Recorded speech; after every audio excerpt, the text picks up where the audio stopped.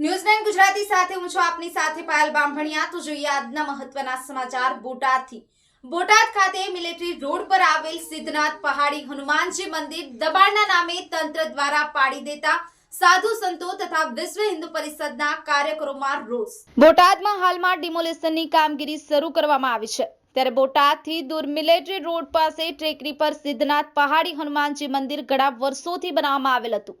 આ મંદિર તથા ગુરુની સમાધિ તથા ફરતી વાડ તથા ફરતા વાવેલા ઝાડો દબાણના નામે તેમજ હોસ્પિટલ બનાવવાના નામે સવારના 5 વાગ્યાની આસપાસ સરકારી તંત્રના અધિકારીઓ દ્વારા આ મંદિર તોડી પાડવામાં આવેલું છે, જેના કારણે સાધુ સમાજ તેમજ વિશ્વ હિન્દુ પરિષદ તેમજ હિન્દુ સમાજમાં ખૂબ જ રોષની લાગણી ફેલાયેલ છે। જ્યારે તેઓનું કહેવું છે કે હોસ્પિટલના નામે બોટાદમાં કેટલા મંદિરો તોડવામાં આવેલ છે અને ફક્ત હિન્દુના મંદિરોને જ ટાર્ગેટ કરવામાં આવે છે, તેઓ પણ વિશ્વ હિન્દુ પરિષદ દ્વારા આક્ષેપ કરવામાં આવેલા છે। ત્યારે આજ રોજ બોટાદ ખાતે વિશ્વ હિન્દુ પરિષદ તેમજ સાધુ સંતો તથા હિન્દુ સમાજના નાગરિકો દ્વારા બોટાદ કલેક્ટરને આવેદનપત્ર આપવામાં આવ્યું છે અને માંગ કરવામાં આવી છે કે હવે પછી હિન્દુ સમાજના મંદિરોને ટાર્ગેટ કરવામાં ન આવે અને જ્યાં ખરેખર દબાણ છે ત્યાં ડિમોલિશન કરવામાં આવે અને દરેક નાગરિકોને સમાન રાખવામાં આવે। તેમ છતાં હવે પછી જો હિન્દુ સમાજના મંદિરોને ટાર્ગેટ કરવામાં આવશે તો ના છૂટકે આંદોલન કરવાની ફરજ પડશે તેવી પણ ચીમકી ઉચ્ચારવામાં આવી છે તથા માંગ કરવામાં આવી છે કે જો અહીંયા હોસ્પિટલ બને તો પહેલા જેવું મંદિર સરકારના ખર્ચે બનાવી આપો અને સાધુ સંતોને પરેશાન ન કરવા તેવી પણ માંગ કરવામાં આવી છે। તેમજ આ અંગે સાધુ સંતો દ્વારા હવે પછી મંદિરો તોડવામાં આવશે કે સાધુ સંતોને પરેશાન કરવામાં આવશે તો આત્મવિલોપન કરવાની પણ ચીમકી ઉચ્ચારવામાં આવી છે। ન્યૂઝ9 ગુજરાતી બોટાદ। હું કુસુમ ભારતી, હું પંચનામ દસનામી અખાડાની અવાન અખાડાની છું। મારે અહીંયા હવારપોરમાં હોતા હતા ત્યારે પાંડ્યાભાઈ મામલેદાર ગાડી લઈને આવ્યા હતા 4-5 અને પોલીસ ખાતા લઈને આવ્યા હતા।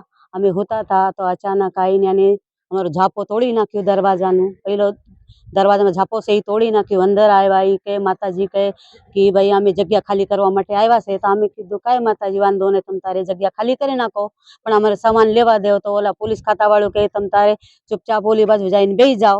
તો અમને લેડીઝના હવાલે કરી નાખ્યું અને બધું અમારે તોડફાડ કરી છે। આપને નોટિસ આપી અને જાણ કરવામાં આવી હતી કે કેમ? જાણ કરવા આવી હતી પણ અચાનક આવીને તોડી નાખ્યું। કેટલા વાગે તોડવામાં ઈ હવારે પર 4 વાગે ગયા હોય ત્યારે કાંઈ અચાનક 3:30-4 વાગે આવ્યા હતા ઈ તોડીને। આપની શું માંગ? અમારી ઈ માંગ છે કે અમારી જો જગ્યામાંથી આ સમાધિ તોડી નાખી છે, અમારી ગુરુ મહારાજની કેટલા વર્ષોથી એની સમાધિ છે એ તોડી નાખી છે, મંદિર તોડી નાખીને મૂર્તિ લઈ ગયા છે હનુમાન દાદાની, જેની એમની પૂજા કરતા હતા સિદ્ધપાડી હનુમાનની।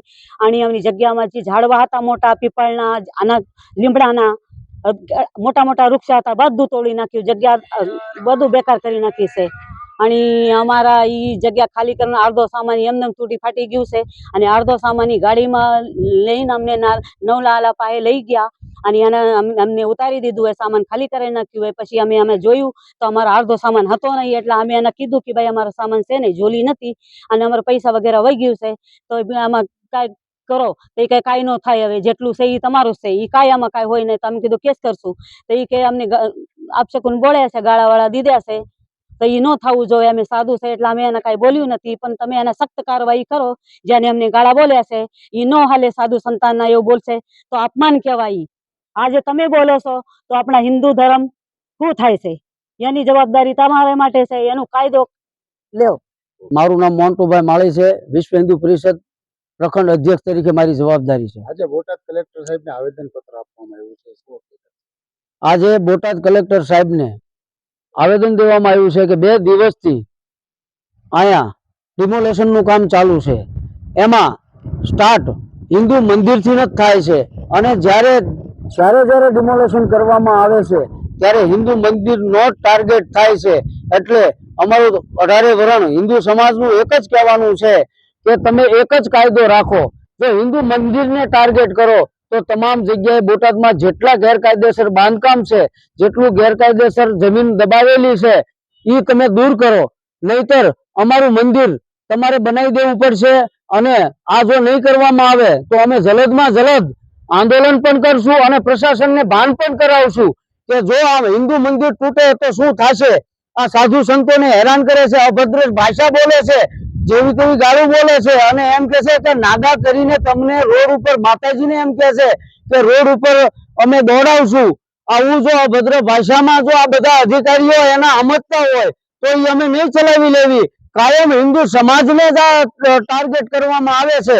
એટલે ખાસ કરી પ્રશાસનને અને સરકારશ્રીને કહેવામાં આવે છે જે કઈ કરે એ મર્યાદામાં કરે અને એકને તારવે અને એકને તોડે.